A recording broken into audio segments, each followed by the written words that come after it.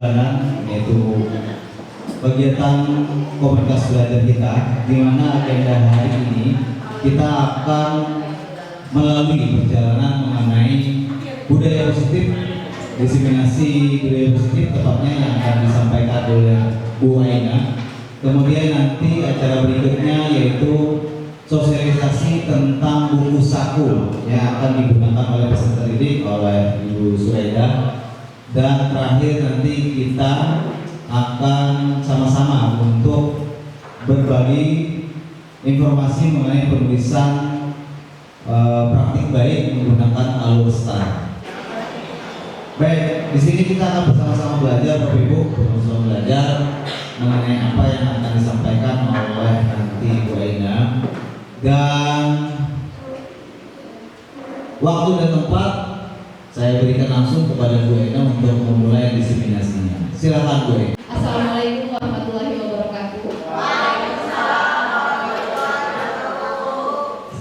Sebelumnya mengucapkan terima kasih banyak atas kesediaan Bapak Ibu hadir dalam acara Kombel kita. Dalam acara Kombel ini saya sekalian ingin melakukan diseminasi budaya disiplin positif, di mana diseminasi ini merupakan tugas saya dalam program pendidikan guru penggerak, dan mohon izin Bapak Ibu untuk direkam.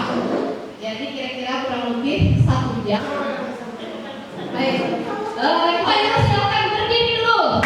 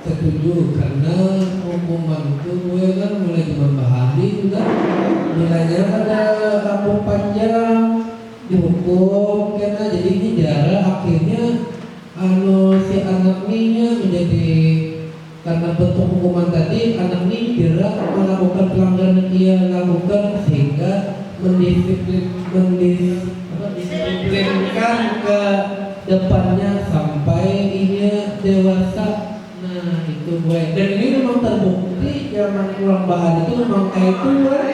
Nah itu sampai sekarang nih aja kamu. Jadi saya simpulkan Pak Amin setuju hukuman dapat mendisiplinkan anak karena membuat anak jerah ya, sehingga tidak mengulangi lagi perbuatannya. Diharapkan seperti itu ya Bapak Ibu ya. Adakah yang tidak setuju? Oh ini silahkan Ibu.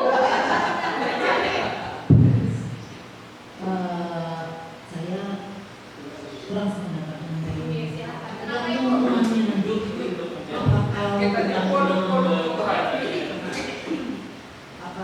kalau hukumannya positif membawa kebaikan kepada anak mungkin saya setuju. Tapi nanti kalau hukumannya terlalu berat melibatkan anak, ya manfaatnya tidak sesuai dengan apa yang dilakukannya, nanti akan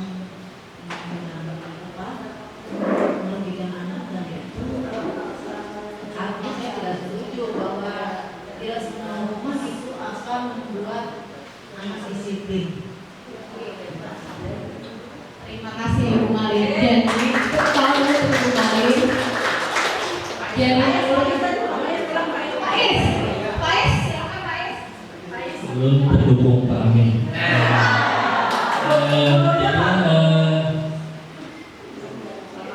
Oke, silakan Mamin. Untuk masalah hukuman ini, untuk contoh kita dalam Islam kan ada seorang anak yang umurnya sudah mencapai ibaratnya sudah 7 tahun kan.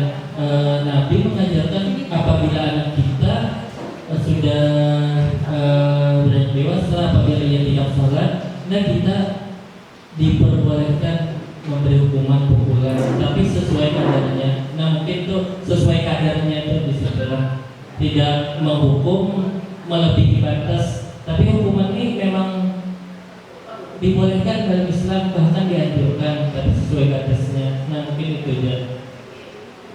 Terima kasih Bapak Isnaini. Kita sekarang untuk Pak Isnaini dulu.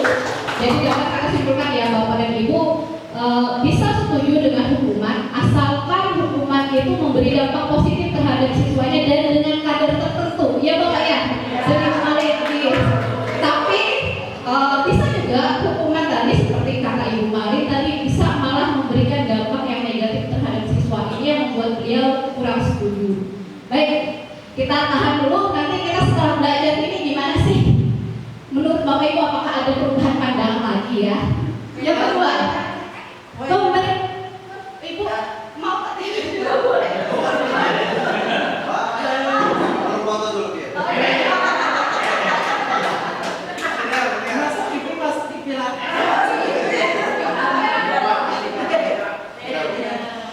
Terima kasih. Mungkin kalau di dunia pendidikan saya lebih setuju bukan hukuman tapi adalah konsekuensi logis. Di mana apabila anak itu bersalah, misalnya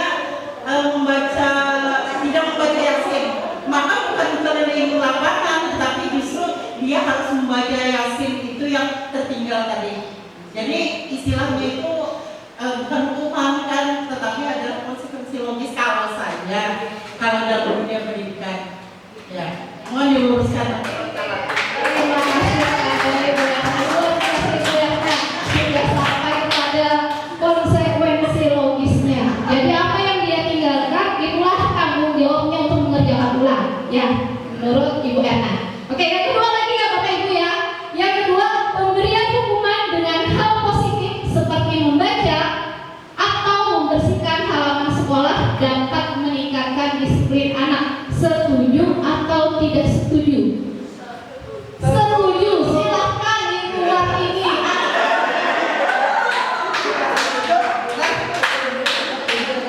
Kenapa di luar ini? Silahkan Bu.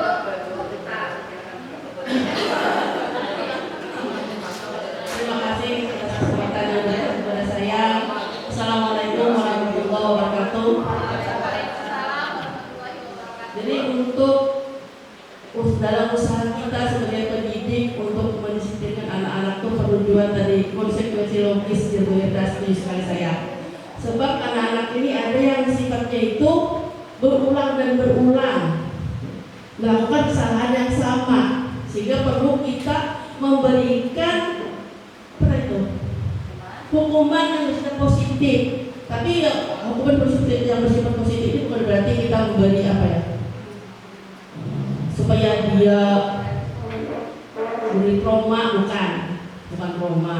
Jadi yang wajar-wajar yang semuanya tadi kan, sehingga anak-anak itu kalau diberikan seperti baca Yasin, mudah-mudahan untuk berikutnya itu anak-anak kita itu jangan lagi tidak mau membawa Yasin atau membaca Yasin. Seperti anak-anak kita tiap hari itu Bapak dah main hari-hari, ya, tiap minggu main melulu, ya kan? Ketinggalan mau kena lah, apalah alasannya, itu perlu juga kita berikan sanksi.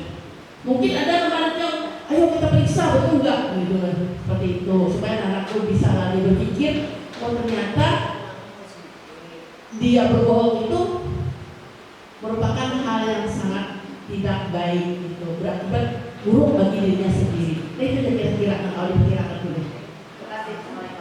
Terima kasih kepada Ibu Wartini. Ibu Wartini sangat setuju, yang utama untuk Ibu Wartini.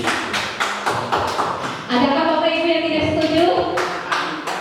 Tidak ada, berarti semuanya setuju ya Bapak Ibu ya. Kalau pemberian hukuman dengan hal positif seperti membaca dan membersihkan halaman sekolah dapat meningkatkan disiplin anak D. Ada, Ibu Sprayda ada. Oke, silakan Ibu Sprayda, silakan Ibu Sprayda. Tapi jangan direkam, Pak. Jangan direkam. Ya, jadi pertanyaannya tadi kan pemberian hukuman dengan hal positif seperti membaca atau membersihkan halaman sekolah dapat meningkatkan disiplin anak. Kita melihat kenyataan atau fakta saja. Untuk di sekolah kita itu kan ada yang karakter. Kemudian untuk anak-anak yang berhalangan itu diminta untuk berkumpul di halaman rumah, kemudian membersihkan sampah dan lain sebagainya. Nah, itu memang positif bagi sekolah kita, makin bersih, memang bernilai positif. Tetapi poinnya itu adalah meningkatkan disiplin anak. Nah, untuk meningkatkan disiplin anak itu kayaknya masih belum dapat, karena kemarin ya kita temui banyak anak-anak itu yang ternyata dia tidak ikut juga bergabung, malah dia senang bergabung dengan kawan-kawannya yang bersesapu. Nah, cuma ulun setuju bahwa sebuah sanksi ketika anak melakukan pelanggaran itu harus, bahkan wajib, jangan sampai dibiarkan. Cuman untuk pemberian hukuman yang positif seperti membaca atau membersihkan halaman sekolah itu menurut ulun tidak mampu meningkatkan disiplin anak ya. Ya mungkin kita lebih banyak berdoa saja dan menyentuh dia di hatinya, seperti itu. Terima kasih. Assalamualaikum warahmatullahi wabarakatuh. Luar biasa Ibu Suraidah ya. Jadi menurut Ibu Suraidah, untuk pemberian hukuman dengan hal positif seperti membaca, membersihkan sekolah, memungut sampah itu bagus, tapi tidak bisa mendisiplinkan anak, tidak maksimal. Baik, yang ketiga lagi, menurut Bapak Ibu, apakah memberi penghargaan dapat meningkatkan motivasi belajar anak? Setuju atau tidak setuju? Ibu Nurmaliah Fitri.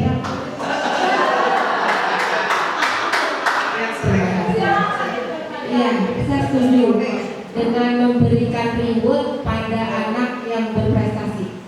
Setuju sekali saya. Yang tidak berprestasi itu lebih dapat ya Bu? Belum, mungkin dia prestasi dulu kita kasih ya. Nah, Bu Hajar mau ya menambah. silakan Ibu, setuju. Kalau menurut Nurmaliah Fitri hanya yang berprestasi, yang tidak berprestasi pun perlu juga dikasih reward atau penghargaan, yaitu dengan kata-kata terus agar dia bersemangat, ucapan apresiasi. Terima kasih Ibu Halidah. Jadi menurut Ibu Nurmaliah Fitri, tadi pemberian penghargaan seperti hadiah kepada yang berprestasi itu sangat setuju diberikan. Tapi menurut Ibu Halidah, kita bisa saja memberikan penghargaan terhadap siswa-siswa kita walaupun dia tidak berprestasi. Contohnya, mungkin ya Bu ya, dengan nilai-nilai positif yang dia tunjukkan, dia rajin, dia bersemangat. Tidak perlu dalam bentuk hadiah kata Ibu. Kita bisa memberikan apresiasi positif dengan lisan. Bisa memberi penguatan atas nilai-nilai positifnya. Begitu ya Ibu Halidah, kurang lebihnya. Jadi terima kasih. Tepuk tangan untuk kita semua dulu dong ya. Oke, untuk pertanyaan tematik ini luar biasa pendapat Bapak dan Ibu.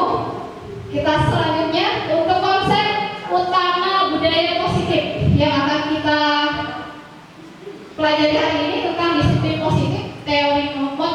motivasi, keyakinan kelas, kebutuhan dasar manusia, 5 posisi kontrol guru, dan segitiga restitusi. Next, Bu. Perubahan paradigma. Kita akan melakukan kegiatan ini, kegiatan kepalan tangan. Nanti saya minta 2 orang Bapak Ibu yang bersedia ke depan untuk praktek sebagai A dan sebagai B. Kira-kira ada Bapak Ibu yang bersedia? Bu Aisyah nanti sebagai A yang akan menuliskan hal paling penting dalam hidup Ibu Aisyah ke dalam kertas ini. Tidak boleh dilihatkan dengan Pak Katur. Hal paling penting dan paling berharga bagi Ibu Aisyah. Silakan Ibu genggam dalam kepalan tangan Ibu. Pak Katur, dulu genggam aja Bu di kepala. Pak Katur sebagai B. Pak Katur akan mencoba membuka kepalan tangan Ibu Aisyah dengan berbagai cara. Boleh membujuk, mengancam, menghardik, merayu, ataupun menyuap Ibu Aisyah, terserah saja. Silakan.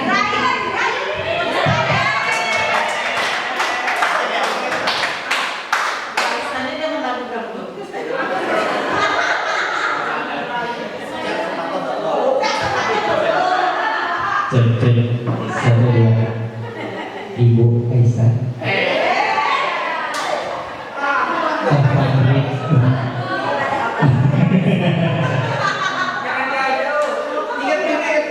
Sungguh indah niat yang ada di tanganmu. Bolehkah saya melihatnya?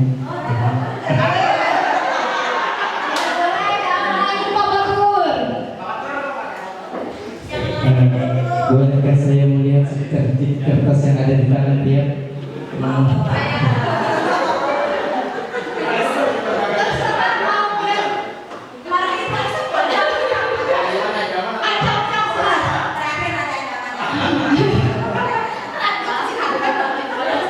Boleh nggak? Boleh lihat yang di tangan pian tuh apa? Kayak penting banget itu apa kan? Penting gerak itu tuh. Nggak ada penting baik sini nah ulun melihat. Ulun tidak mau menampaikan mafian.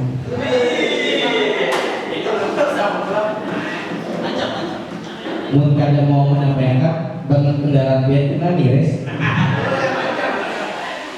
Sekarang dia jahat dua. Masih kan mau Ibu Aisyahnya kayak kakak. Masa dengan cara paksaan dan bertarik ini?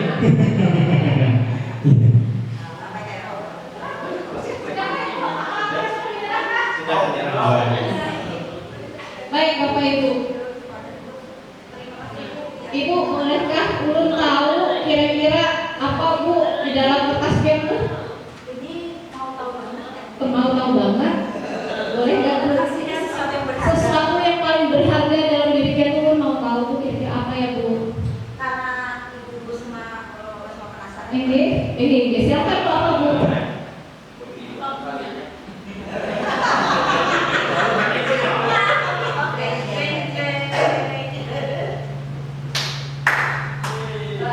Yang paling berharga untuk Ibu Aisyah adalah kedua anak-anak Bu Aisyah.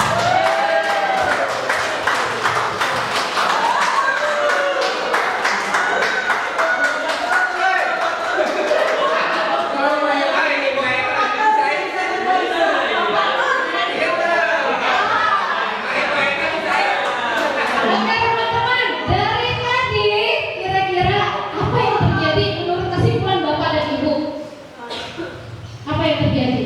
Adakah yang bisa menceritakan kembali apa yang terjadi dengan kita di depan tadi? Papanya.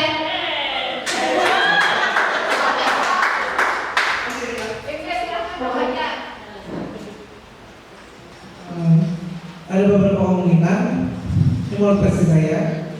Yang pertama, sesuatu yang berharga itu pasti setiap manusia itu memiliki sesuatu yang paling berharga ataupun yang terkasih. Nah, satu hal itu paling tidak bisa untuk kehilangan sesuatu yang berharga atau tersayang, karena itu berdampak negatif, terutama dari segi hati dan kejiwaan. Makanya Bu Esther sangat mempertahankan dari rayuan faktor ya maupun teman. Sebenarnya mekanismenya termasuk ini semua hidup teman-teman saya masih sering nonton di YouTube. Seorang ibu dari binatangnya kalau nggak salah kemarin tuh burung mempertahankan mati-matian anaknya dari serangan ular yang ingin memakan anaknya, karena itu adalah bentuk dari kasih sayang seorang ibu pada anaknya. Seperti itu. Masih banyak sekali kata-katanya luar biasa. Oke, next Ibu kuliah. Oke, yang tadi kita lakukan tentang kepala tangan ini adalah teori kontrol, di mana ilusi bahwa guru mengontrol murid. Tadi Bapak Ibu melihat sendiri, Bapak Patut dengan segala upaya caranya mau membuka tangan, Ibu Aisyah tetap menolak. Kenapa siswa mengikuti kita? Itu sebenarnya karena siswa membiarkan dirinya percaya dengan kita mengikuti apa yang kita mau. Jadi bukan kita yang mengontrol, tapi siswa yang mau dikontrol. Yang kedua, ilusi bahwa kritik dan membuat orang merasa bersalah dapat menguatkan karakter. Diancam oleh Bapak Fatur tadi, kadang-kadang profesi Bu Aida, ya, Ibu juga nggak mau. Ibu menolak, dengan rayuan ditolak, dengan ancaman pun ditolak. Yang ketiga, ilusi bahwa semua perbuatan positif, efektif dan bermanfaat. Ternyata tidak tadi ya. Dengan dunia tadi rayuannya luar biasa gombalnya, Bapak Fatur tetap tidak bisa. Ilusi juga bahwa orang dewasa memiliki hak untuk memaksa. Dengan paksaan belum tentu. Tadi Bapak tuh memaksa. Ulun padahal kadang memaksa juga tadi lah. Tapi Ibu Aisyah membukanya. Berarti Ibu Aisyah memiliki kontrol kepada siapa dia akan membuka. Begitu kira-kira Bapak Ibu ya. Ini bisa diterima. Next, Ibu kuliah. Oke, siapa sesungguhnya yang memiliki kontrol dalam disiplin positif ini? Menurut teori stimulus respon, kita mencoba mengubah agar orang berpandangan sama dengan kita. Kita nggak bisa menyamakan pandangan, harus sama pandangannya dengan kita, tidak bisa. Tapi menurut teori kontrol atau pilihan, kita berusaha memahami pandangan orang lain. Kenapa dia tidak mengerti? Kita berusaha memahami. Apa alasannya? Kepala tangannya nggak bisa, kenapa? Menurut teori stimulus respon, berperilaku buruk dilihat sebagai suatu kesalahan. Orang lain bisa mengontrol saya, itu ilusi. Tidak bisa kita mengontrol. Dan kita juga hanya bisa mengontrol diri kita sendiri. Pemaksaan ada pada saat bujukan gagal. Itu menurut stimulus respon. Tapi ternyata tadi kita kan tidak berhasil juga. Model berpikir menang dan kalah, maunya menang, maunya dibuka tangannya, menang dan kalah, tidak bisa. Yang memungkinkan dengan teori kontrol atau memilih siswa win-win. Model berpikir menang. Win-win solution. Next Ibu. Arti kata disiplin. Kata disiplin ini berdasar dari kata disiplina yang berarti belajar. Artinya berproses.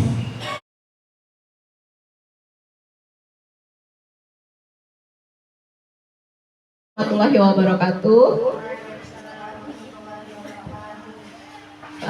Terima kasih Bapak Ibu telah berhadir di sini untuk kegiatan diseminasi budaya positif. Disiplin positif ini adalah pendekatan untuk menuntun anak agar berdaya mengontrol diri dan menguasai diri untuk memilih tindakan yang mengacu pada nilai-nilai kebajikan. Jadi yang namanya disiplin itu dulunya kita selalu menghubungkan dengan kata hukuman. Sementara arti dari kata disiplin itu sebenarnya adalah belajar. Belajar dari apa? Belajar dari kesalahannya. di mana dia menyadari kesalahannya dan meyakini nilai-nilai yang benar apa. Misal konsekuensi ini adalah sesuatu yang kita sepakati. Sesuatu yang kita sepakati dengan siswa. Tadi kita pertama kemarin melakukan keyakinan kelas. Keyakinan kelas apa saja yang diyakini kelas di siswa di kelasnya. Misalnya tadi siswa tertib masuk kelas tepat waktu. Itu adalah keyakinan. Lalu konsekuensi, kita buat kesepakatan dengan siswa. Nah, kalau Bu Hanpian melanggar, konsekuensinya apa? Dan ini dianggap diminta yang logis. Kalau terlambat, logis lah menurut Bu Hanpian disuruh lari 10 kali putaran lapangan. Tidak. Misalnya ini terlambat 5 menit, menurut bagian Pian yang logis gimana? Yang logisnya apakah mungkin kita karena dia terlambat 5 menit setelah istirahat tunggu dulu di kelas. Kerjakan apa yang tidak kamu kerjakan tadi selama kamu terlambat 5 menit. Apakah itu lebih masuk akal? Ya. Jadi itu yang dimaksud dengan konsekuensi. Konsekuensi dari apa yang diyakini siswa, kita buat kesepakatan kemudian. Yang berikutnya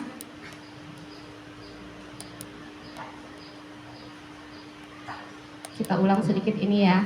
Menurut Bapak Ibu, lari keliling lapangan 2 kali karena terlambat sekolah ini konsekuensi atau hukuman? Hukuman, karena tidak logis tadi. Yang kedua, siswa membersihkan coretan yang dibuatnya di meja tulis. Siswa mencoret-coret. Menurut bagian Pian, konsekuensi atau hukuman? Konsekuensi. Duduk di bangku di pinggir lapangan saat jam istirahat, tidak diizinkan bermain oleh guru piket karena menciderai temannya saat bermain di lapangan. Konsekuensi atau hukuman?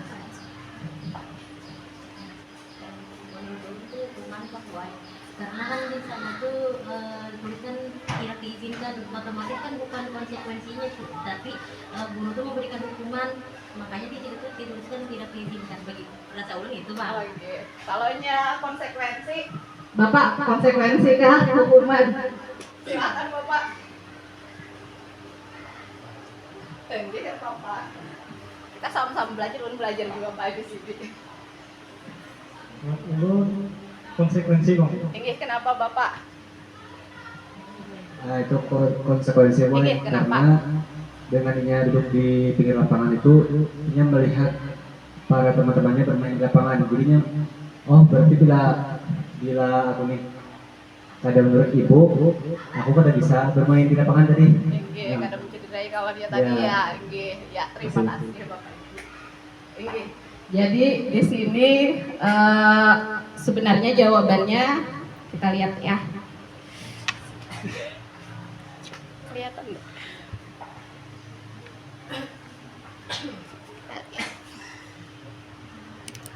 Jawabannya adalah konsekuensi. Kenapa jadi konsekuensi? Mungkin kita bisa menggarisbawahi di sini ya. Dia mencederai temannya saat bermain. Konsekuensinya supaya dia menyadari bahwa mencederai itu bukan hal yang benar, tapi konsekuensi. Jadi bagaimana caranya dia sadar ini? Oh, kalau teman cedera nggak bisa main. Begitu juga dengan diri saya. Saya telah melakukan kesalahan. Jadi ini konsekuensi. Bisa dipahami ya Bapak Ibu ya? Terima kasih. Lanjut. Ini keyakinan kelas. Sudah tadi. Yang berikutnya tentang peraturan kelas. Peraturan kelas atau keyakinan kelas tadi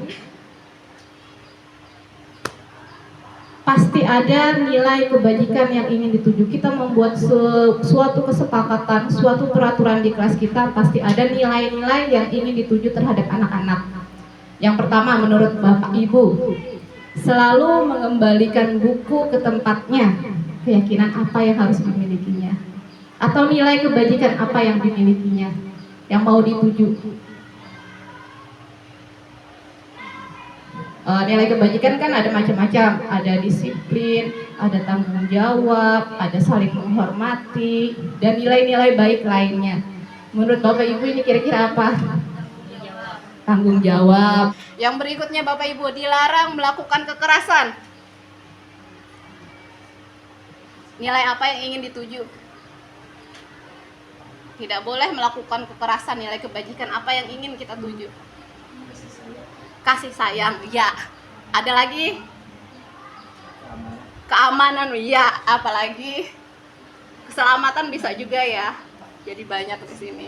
Bergantian atau menunggu giliran? Disiplin, tinggi. Nilai keyakinannya selalu mengembalikan buku, ya tadi adalah tanggung jawab. Dilarang mengganggu orang lain, nilai keyakinan atau kebajikan yang ingin kita tuju, menghormati orang lain. Dilarang melakukan kekerasan untuk keselamatan dan juga menghormati orang lain. Bergantian atau menunggu giliran, menghormati orang lain dan bersabar. Disiplin juga masuk sebenarnya. Jangan berlari di kelas atau koridor, keselamatan dan keamanan. Next ya. Jadi Bu, apakah hanya ini saja? Tidak, bisa ditambahkan. Kayak disiplin tadi benar, memang disiplin ya juga. Ini karena sudah kemarin, saya lanjutkan ya. Kebutuhan dasar manusia. Untuk mengetahui kenapa siswa melakukan sebuah kesalahan, sebuah pelanggaran, kita harus mengetahui dulu kebutuhan dasar manusia. Seseorang melakukan sesuatu itu pasti ada tujuannya. Pasti ada tujuannya, baik itu perbuatan yang baik ataupun perbuatan yang kurang baik. Begitu juga dengan siswa kita, ketika dia melanggar peraturan, ini diyakini bahwa ada kebutuhan dasarnya yang tidak terpenuhi. Kebutuhan dasar manusia itu ada apa saja? Kebutuhan dasar manusia itu ada 5. Yang pertama, bertahan hidup. Kenapa seorang mau makan? Pasti jawabannya untuk bertahan hidup. Yang kedua, kasih sayang dan rasa diterima. Ini paling banyak kita temukan kadang di kelas terhadap siswa-siswa kita. Yang ketiga, penguasaan. Setiap orang pasti perlu penguasaan. Yang keempat, kebebasan dan kesenangan. Ini kebutuhan dasar manusia untuk menganalisis penyebabnya. Oke. Next kita ke posisi kontrol. Posisi kontrol sebagai guru ada 5. Yang pertama sebagai penghukum, kelihatanlah Bapak Ibu, kelihatan ya. Yang kedua, guru dapat bertindak sebagai pembuat orang merasa bersalah, pembuat siswa merasa bersalah. Guru juga bertindak sebagai teman, pemantau dan manajer. Tapi dalam posisi penghukum atau membuat orang merasa bersalah, ini akan menimbulkan identitas yang gagal pada siswa. Nah, kenapa Pian melakukan itu? Kok ibu pada dihargai? Karena kasihannya ibu kayaknya disariki bapak bapak kepala sekolah, Pian kayak ini. Itu menurut Pian, kata-kata kalau seperti itu keluar sebagai penghukum atau pembuat orang merasa bersalah? Iya, membuat orang merasa bersalah. Kalau penghukum ya sudah tahu ya, disariki, kami ini. Itu sudah menunjuk. Labeling juga termasuk sebagai penghukum. Jadi tidak hanya dengan kekerasan, tapi labeling juga itu dalam tindakan guru sebagai penghukum. Ini akan menimbulkan identitas yang gagal. Siswa akan merasa, oh saya ini anak yang nakal, saya ini anak yang seperti ini. Dia tidak akan mempercayai dirinya bahwa dia adalah sebenarnya siswa yang baik, siswa yang bisa berubah. Yang berikutnya adalah posisi teman, guru dalam posisi teman, pemantau, dan manajer. Ketiganya ini akan membuat identitas siswa sebagai identitas yang sukses. Namun pada posisi teman dan pemantau ini karena tindakan yang dilakukannya bukan karena dari dalam dirinya, tapi dari faktor eksternal dari luar. Sebagai teman, merasa berkawan, jadi tidak mau mengecewakan temannya. Jadi kan ini sebagai bukan karena keyakinannya, tapi karena orang lain. Yang kedua sebagai pemantau, Sebagai pemantau, kalau melakukan kesalahan kan berarti mendapatkan konsekuensi ya atas pelanggarannya. Berarti dia takut akan konsekuensi, bukan juga dari dalam dirinya. Tapi apakah boleh kita sebagai guru melakukan posisi-posisi ini? Sebenarnya menurut saya boleh-boleh saja. Tapi kita tidak akan selalu dalam posisi menghukum. Menghukum itu terakhir benar kita pilih. Kita sebagai guru diusahakan untuk dalam posisi manajer. Posisi manajer akan membuat siswa menghargai dirinya sendiri. Posisi manajer itu bagaimana? Posisi manajer ini posisi guru bisa mengajukan berbagai pertanyaan. Berbagai pertanyaannya itu terkait apa? Terkait kebutuhan. Kita mau menganalisis kebutuhan apa yang tidak terpenuhi pada dirinya, sehingga kita bisa membantu siswa memecahkan masalahnya ya. Yang kedua, kita bisa menguatkan pribadinya dan memperbaiki kesalahannya. Kita langsung ya. Sampai di sini ada yang tanyakan? Tidak ada ya, sambil jalan. Ini segitiga restitusi. Jadi sebagai pemantau kita dapat melakukan tindakan kepada siswa yang melakukan pelanggaran dengan segitiga restitusi. Segitiga restitusi ini terdiri dari 3 kegiatan. Yang pertama, menstabilkan identitas, validasi kebutuhan, dan menanyakan keyakinan. Menstabilkan identitas yang bisa kita lakukan, ini kita menghakimi siswa secara langsung. Kita menyadari kalau kita melakukan kesalahan, semua orang pasti melakukan kesalahan. Tidak hanya siswa kita yang melakukan kesalahan. Kita dapat menyatakan ini pada siswa, kamu bukan satu-satunya yang pernah melakukan hal ini. Kita stabilkan dulu. Kenapa Bu distabilkan? Kalau siswa dalam posisi merasa bersalah, merasa takut, bagian otaknya itu kan tidak akan menerima hal yang lain. Dia hanya cenderung pada kesalahannya. Kita tidak akan mengembangkan daya pikir siswa sampai ia menyadari kesalahannya dan mau melakukan perbaikan terhadap kesalahannya. Ini hanya sadar, saya melakukan salah, saya takut, saya ini. Tidak akan berkembang daya pikirnya. Jadi ini tujuannya menstabilkan identitas. Yang kedua, validasi kebutuhan. Validasi kebutuhan kita harus sadar tadi 5 kebutuhan dasar apa yang tidak terpenuhi dari diri siswa. Ditanyakan, kamu tentu punya alasan melakukan ini. Siswanya. Ini pertanyaan-pertanyaan yang terbuka yang diharapkan diberikan guru kepada siswa. Jadi kita benar-benar tujuannya untuk mengetahui apa penyebabnya. Adakah cara yang lebih efektif untuk mendapatkan apa yang kamu butuhkan? Yang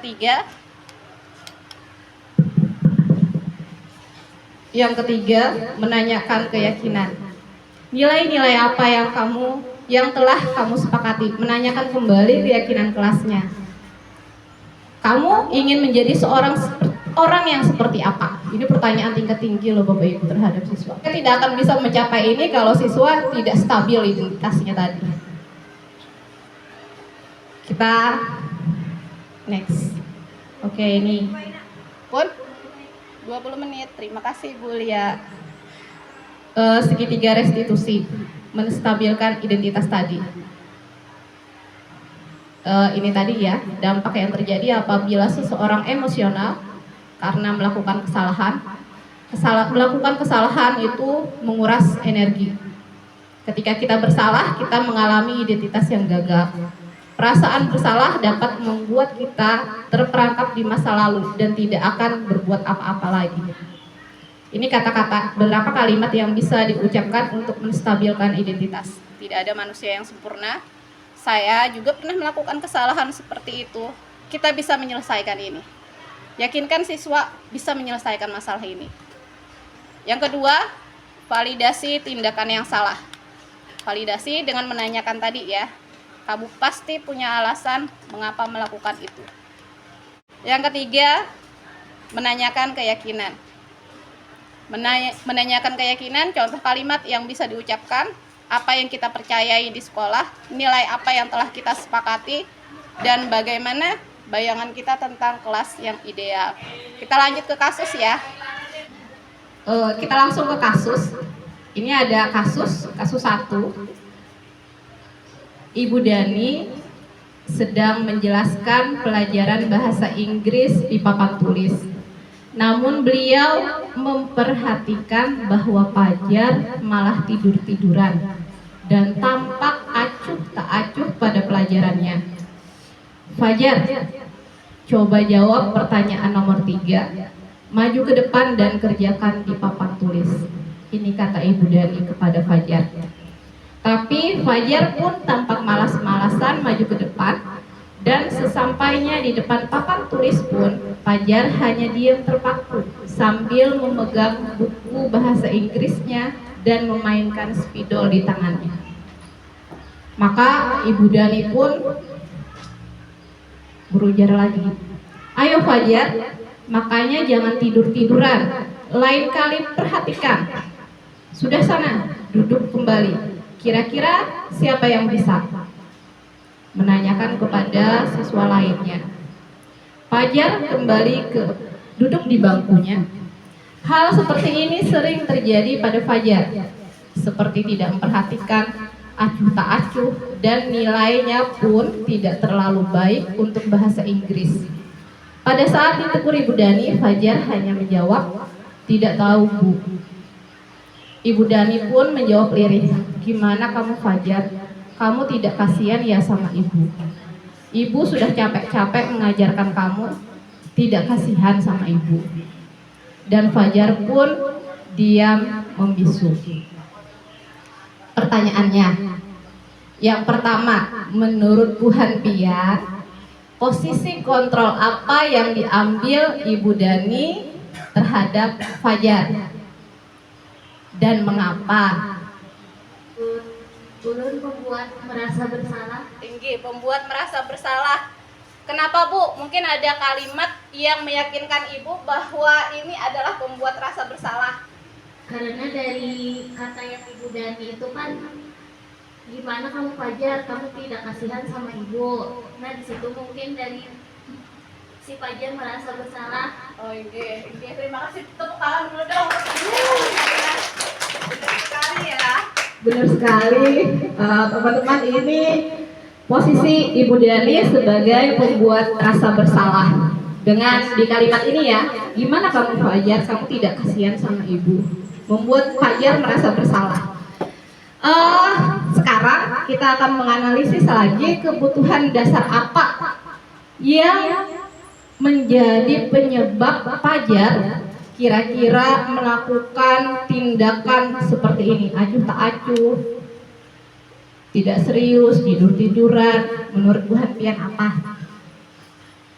5 kebutuhan dasar tadi. Yang pertama, kebutuhan dasar. Yang kedua, kebutuhan bertahan hidup ya, yang pertama. Yang kedua, kasih sayang, penguasaan, kebebasan. Dan yang terakhir, apa tadi ya? Saya juga lupa. Kesenangan, bertahan hidup, kasih sayang, penguasaan, kebebasan, atau kesenangan. Menurut Bu Hanpian, ini kan rancak kasus seperti ini, disadari atau tidak disadari, terjadi kadang di kelas kita. Bapak-bapak lagi lah. Bapak baju hijau. Bapak. Menurut Pian, kebutuhan dasar apa pada Fajar yang tidak terpenuhi? Dan alasannya kenapa? Kenapa Fajar kira-kira melakukan hal seperti ini menurut Pian?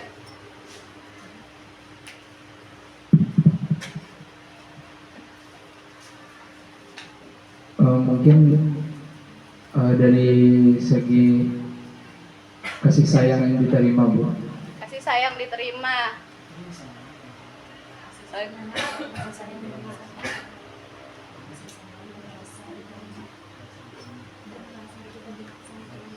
Ya itu, Bu. Kasih sayang dan Kasih rasa sayang dan rasa diterima. diterima. Alasan Pian?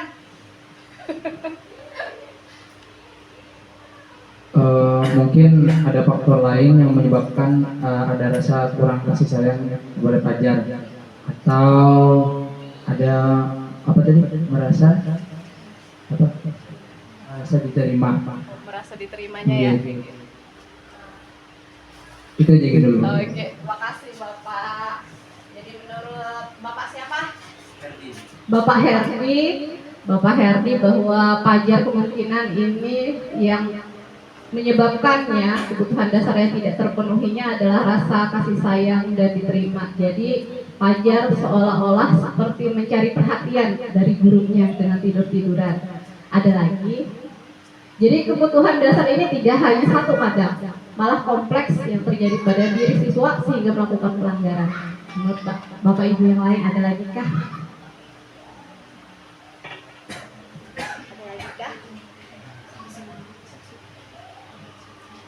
Ibu di belakang mau menjawab. Ibu baju hijau, ibu siapa Bu? Ibu siapa Bu? Ibu Sophia, silahkan Ibu Sophia.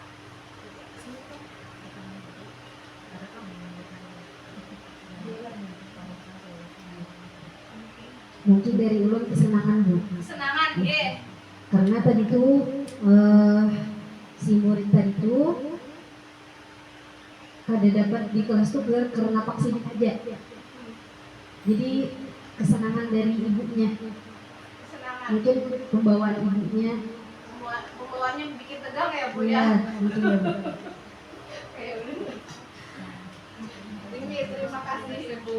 Menurut Ibu Sophia ini adalah kesenangan. Ya, bisa saja Fajar tidak mendapat kesenangan. Jadi Fajar seperti males-malesan. Jadi kita sebagai guru perlu juga ya mencari kegiatan atau aktivitas yang interaktif. Bisa membuat Fajarnya lebih bergerak, atau gaya belajar seperti apa yang Fajar butuhkan supaya dia senang. Mungkin saja kebutuhan kesenangannya ini yang tidak didapat. Jadi dia malas, cenderung monoton. Pembelajaran kita sering perlulah melakukan refleksi diri, pembelajaran apa yang kita berikan kepada di kelas sehingga kok ada siswa yang tidur-tiduran dan lain-lain. Yang ketiga, pertanyaan dulu.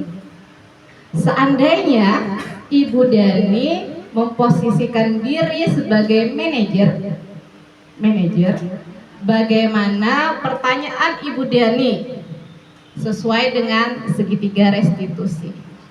Seandainya kita bikin dulu ya, menstabilkan identitas. Kira-kira apa yang bisa dikatakan Ibu Dani kepada Fajar untuk menstabilkan identitasnya? Adakah Bapak Ibu? Kalau seandainya Bu Hanfian sebagai Ibu Dani dan ingin memposisikan diri sebagai manajer, langkah yang pertama kan tadi kita bisa menstabilkan identitas. Kira-kira apa yang bisa dikatakan Ibu Dani kepada Fajar?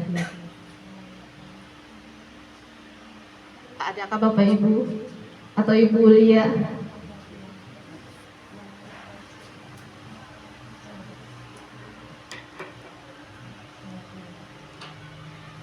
Selalu ribet ya pertanyaannya. 10 menit lagi. Oke, Mbak ini penutup biar aja lebih dikit.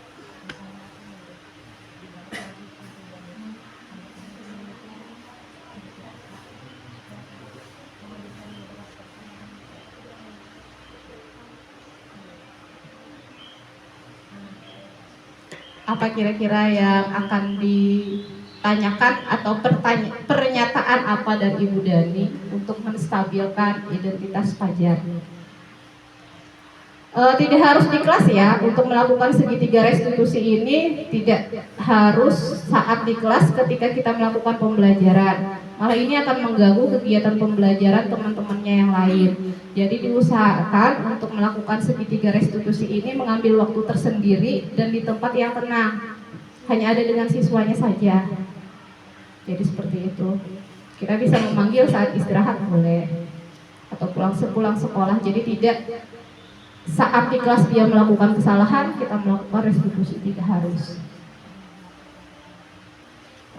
Ada Bapak Ibu? Bapak? Ibu, kira-kira sudah dapat ya menstabilkan identitas?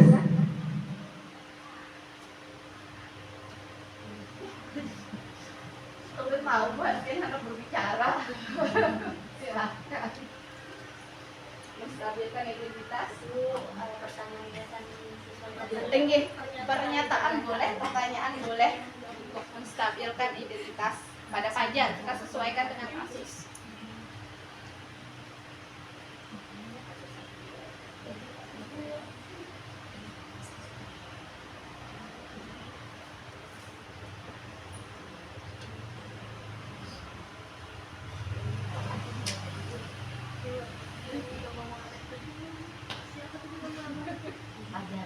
Fajar, Ibu Dani dan Fajar. Seandainya Pian jadi Ibu Dani,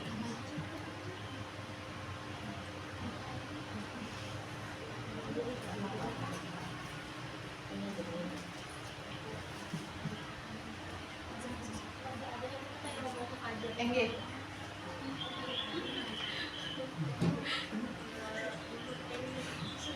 Hai, supaya kedengaran. bilangnya kalau Fajar itu bukan murid satu-satunya yang itu sebelumnya ada banyak murid juga yang seperti Fajar tapi mungkin Apa itu? langsung di sana jadi belajar dari kesalahan sebelumnya karena kan setiap orang kan pernah melakukan kesalahan jadi dengan kesalahan yang pernah kita lakukan itu jadikan pelajaran untuk kedepannya supaya lebih baik lagi mungkin gitu kata-katanya buat Fajar Ya.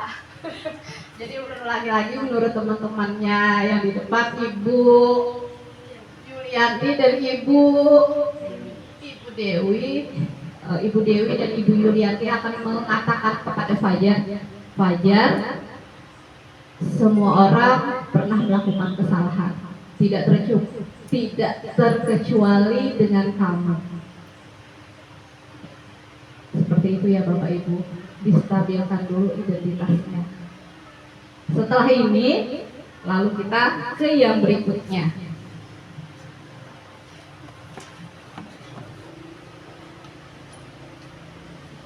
Validasi tindakan yang salah. Kira-kira apa kalimatnya untuk memvalidasi tindakan yang salah terhadap Fajar yang tidur-tiduran tadi? Kalimat, pertanyaan maupun pernyataan. Apa yang akan dikatakan Ibu Dani kepada Fajar?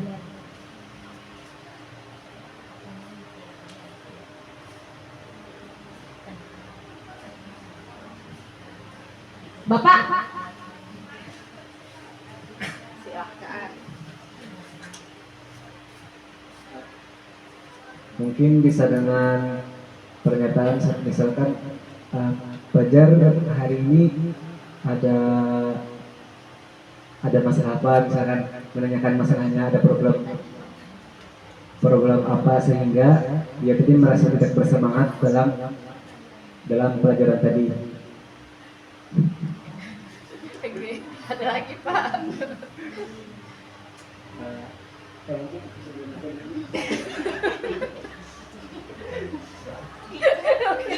Minta bantuan untuk teman-teman, boleh silakan Pak. Ada lagi kira-kira yang dikatakan Bu Dani kepada Fajar? Enggak apa-apa Pak.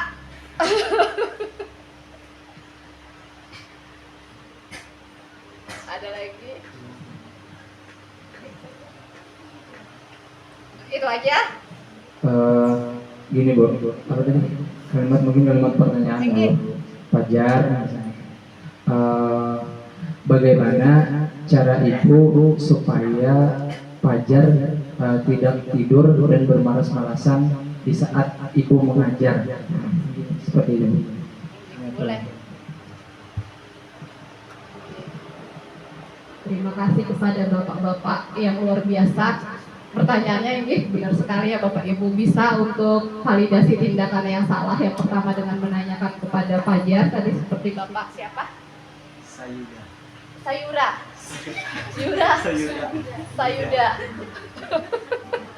Kalau si Yura rupiah, Yura.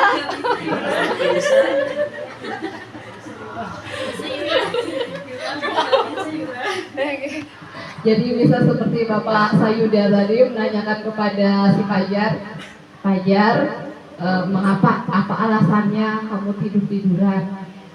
Bisa juga menanyakan dengan merefleksi, Fajar, tindakan di kelas itu maunya seperti apa? Refleksi kita sebagai guru ya. Bisa kita menanyakan seperti ini kepada siswa bagian refleksi kita. Dengan menyatakan validasi tindakan yang salah. Supaya tujuan validasi ini sebenarnya siswa menyadari bahwa ini salah. Saya tidur-tiduran di kelas itu salah. Apa yang kita lakukan? Apa yang kita ucapkan terhadap siswa? Bisa saja tadi dengan menanyakan kepada siswa, Fajar, kamu pasti punya alasannya kenapa tidur. Apa alasannya Fajar? Boleh. Yang ketiga, menanyakan keyakinan kelas. Menanyakan keyakinan kelas ini berhubungan dengan kesepakatan kelas yang kita buat di kelas. Adakah lagi Bapak Ibu yang bisa mengungkapkan kira-kira menanyakan keyakinan dalam kalimat seperti apa terhadap Fajar?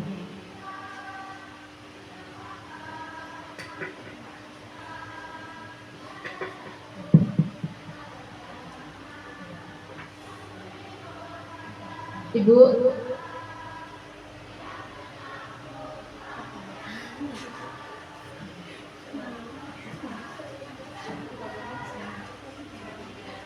Mungkin bisa menanyakan apa bayangan kita tentang kelas yang ideal. oh ya boleh. Ini ada lagi. Ada lagi kan Bapak Ibu? Bisa lagi menanyakan kepada siswanya maunya seperti apa Fajar di kelas, pembelajaran bahasa Inggris kita lakukan seperti apa, boleh ya. Ini bagian dari menanyakan keyakinan kelas. Ada lagi?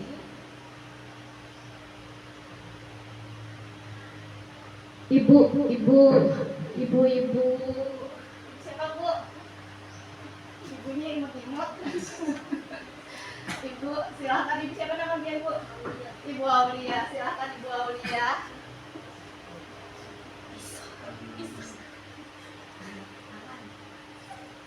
Tentang kesepakatan yang dibuat boleh.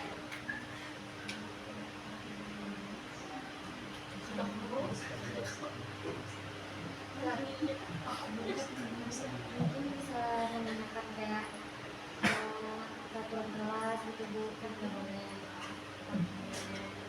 itu belum jelas sama kali paginya.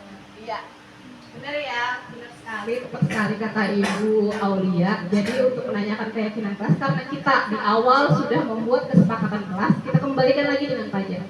Fajar, dengan tindakan kamu tidur-tiduran seperti ini, apa keyakinan, adakah keyakinan kelas yang telah kamu langgar?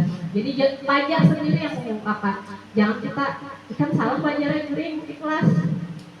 Bukan dari kita tanyakan kembali, adakah keyakinan kelas yang sudah Fajar langgar? Fajar maka akan menjawab, saya telah melakukan ini. Peraturan di kelas seperti ini, saya melakukan ini. Ini secara tidak langsung membuat siswa kita berpikir apa kesalahannya. Dia menyadari kesalahannya, bukan dari kita yang menyalah-nyalahkan. Ya, Bapak Ibu ya, itu tujuannya untuk menanyakan keyakinan. Makanya seorang guru di kelas penting untuk membuat kesepakatan kelas sebelum pelajaran dimulai. Jadi kita kembalikan kalau dia melakukan kesalahan, kita kembalikan dengan peraturan yang kita bikin di kelasnya. Seperti itu kurang lebihnya ya Bapak Ibu ya. Oke, setelah menanyakan keyakinan ini, kita terakhir bisa membuat pernyataan pada Fajar. Fajar, tentunya kamu ingin menjadi orang yang lebih baik. Kira-kira apa yang bisa kamu lakukan untuk memperbaiki kesalahan? Kita bisa menutupnya dengan ini, kalimat ini. Jadi dari Fajarnya sendiri, saya akan seperti apa? Untuk supaya tidak tidur-tiduran, akan macam-macam nih sebagai siswa jawabannya. Kita bisa arahkan ke nilai-nilai yang ingin dituju tadi. Demikian Bapak Ibu, kira-kira sudah cukup jelaskah? Adakah bayangannya? Oke. Mudahan kegiatan ini sedikit kurang besar-besarnya atas kesediaan Bapak Ibu dan adik-adik PPL sekalian untuk kegiatan diseminasi budaya positif. Semoga ada manfaatnya. Saya akhiri. Wassalamualaikum warahmatullahi wabarakatuh.